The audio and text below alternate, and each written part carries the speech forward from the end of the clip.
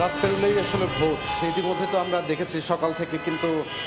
কেন্দ্রে কিন্তু পৌঁছে গেছে ভোটের যে সামগ্রীগুলো রয়েছে সেই সামগ্রীগুলো পৌঁছে দেওয়া হয়েছে এবং এই মুহূর্তে যদি বলি কেন্দ্রগুলোতে কিন্তু বুথ যেই কার্যক্রমগুলো বা যে বুথ তৈরির কাজ সেটিও মোটামুটি অনেক অনেক কেন্দ্রে আমরা দেখেছি। রাজধানীর মিরপুরের বেশ কয়েকটি আসন রয়েছে ঢাকা সংসদীয় আসনে,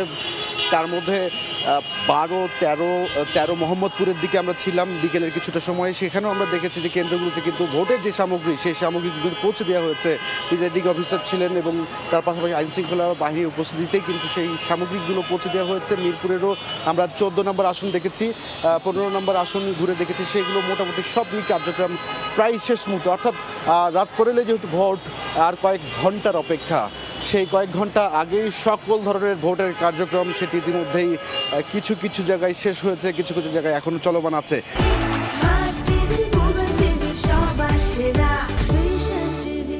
আমরা যদি সার্বিক চিত্রের কথা বলতে চাই, এই মুহূর্তে আমরা দেখতে পাচ্ছি যে মিরপুর 10 নম্বর যেই চত্বরটি রয়েছে সেই চত্বরটিতে সড়কের চিত্র যদি বলি, মানুষের মধ্যে কিন্তু একটা উৎসব, একটা উদ্দীপনা কাজ করছে, মানুষের মধ্যে একটা এক ধরনের কিন্তু